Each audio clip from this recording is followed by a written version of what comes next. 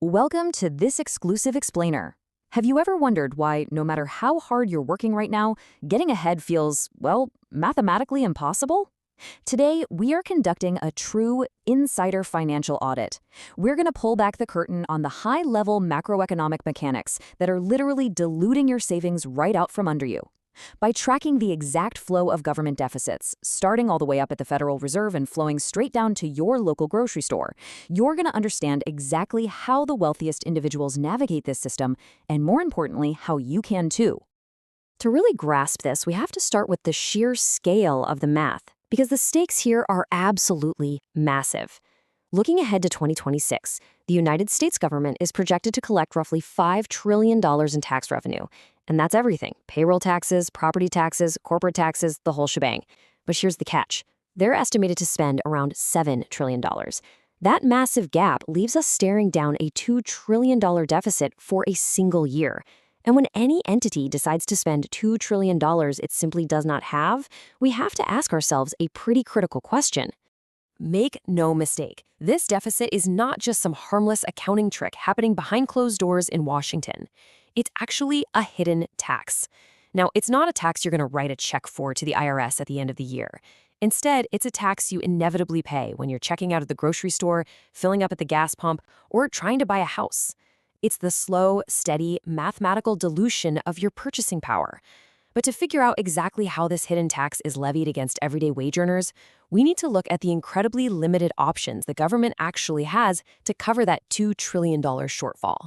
Realistically, to fill a gap that big, the government only has three options. Option 1, raise taxes. But historically speaking, sweeping tax hikes are just incredibly unpopular. And with a major tax cut bill recently signed into law, going this route is highly unlikely. Option 2 is to cut spending. Sounds logical, right? But the top four expenses for the U.S. government are Social Security, Medicare, defense, and interest payments on our existing debt.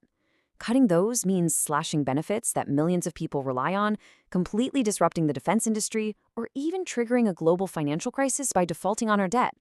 So, objectively, that leaves option 3, borrowing the money. Borrowing is the inevitable path of least resistance. Now, sure, the government can borrow from citizens through treasuries or even from foreign nations like Japan or the UK. But when they can't scrounge up enough capital from those usual sources to cover a massive $2 trillion gap, they turn to their central bank, the Federal Reserve. Let's demystify this piece for a second.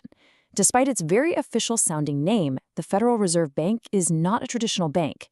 It is definitely not a reserve of actual cash. And, believe it or not, it's not actually federal. What it is a unique entity with the power to inject liquidity by literally conjuring new money into existence to lend to the United States government. Okay, let's dive into this, because this is where the mechanics get truly fascinating. The Federal Reserve doesn't just run some giant physical printing press in a basement. They execute what are called open market operations. Step 1. They simply push a button on a keyboard and boom, new digital dollars are created out of thin air. Step 2. They don't hand this cash directly over to the government. Instead, they funnel this brand new digital money through 24 primary dealer banks. Then, step 3, those specific banks use that newly created money to buy treasuries, which effectively lends the money to the U.S. government on behalf of the Fed. But notice exactly who is sitting right in the middle of that transaction. These 24 primary dealer banks include massive Wall Street institutions. We're talking giants like JP Chase, Goldman Sachs, Citigroup, and Morgan Stanley. These Wall Street heavyweights are the very first entities on the planet to touch this newly created money. And you better believe they don't do it for free. They actually take a commission for brokering the whole transaction. So they're receiving this fresh capital long before it ever enters the broader economy, giving them an absolutely incredible structural advantage. You see, here's the fundamental truth. When you print more money, you are not printing more wealth. As you increase the supply of dollars in the system, the inherent value of each individual dollar goes down, which causes the prices of everyday goods to go up. But that price inflation, it takes time to ripple through the economy. Because these banks receive this newly created money first, they get to use it before the actual inflation hits. They get the money when its purchasing power is at its absolute peak. And what do banks do with new capital? Well, they immediately allocate it into assets. They buy stocks, they buy companies, they buy real estate, and they drive up the prices of those assets simply due to the sheer volume of their new demand. And this brilliantly illustrates what we can call the life cycle of printed money. Think of it like a flowing river of capital. Upstream, right on day one, the new digital dollars are created. By month one, the banks are drinking the clean, pure water of real purchasing power, investing heavily in assets. It isn't until roughly month 6 to 18 that this money slowly trickles its way down into the consumer economy through government spending, salaries, and contracts.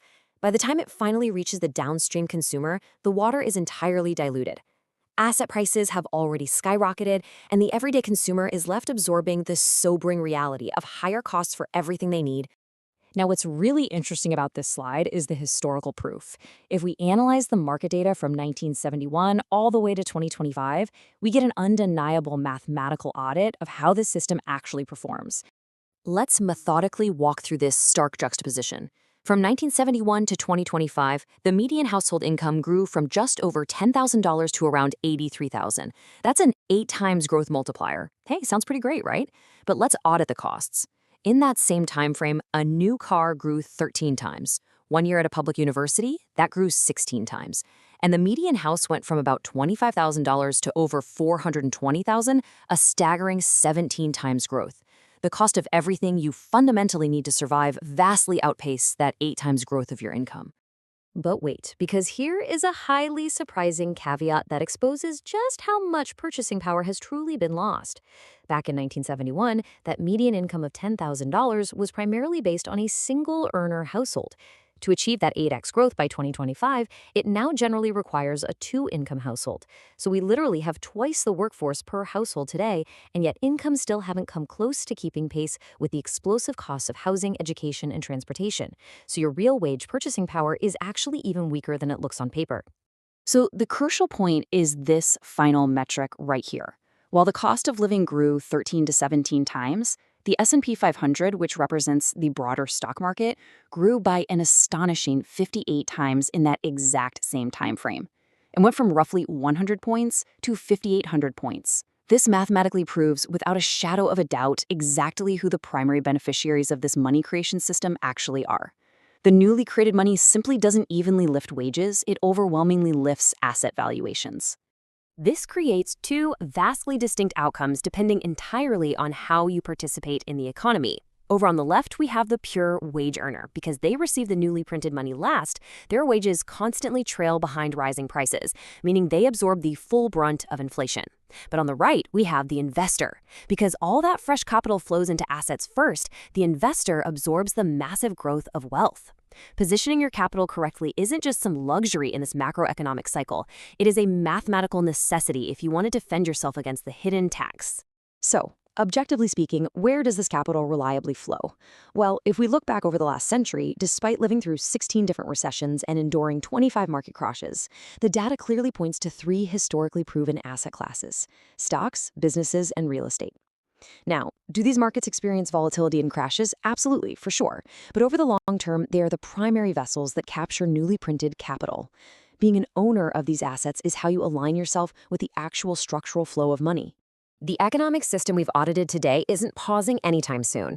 In fact, with persistent multi-trillion-dollar deficits on the horizon, the mechanics of liquidity injection are only set to accelerate. You can love this system or you can absolutely hate it, but the most important thing you can do right now is understand it. Knowing exactly how the capital flows from the Federal Reserve straight through Wall Street and eventually down to the grocery store. Which side of the equation will you be on? Are you going to rely solely on wages and just absorb the inflation? Or will you start positioning your capital strategically and navigate this financial system as an investor? The choice is entirely yours.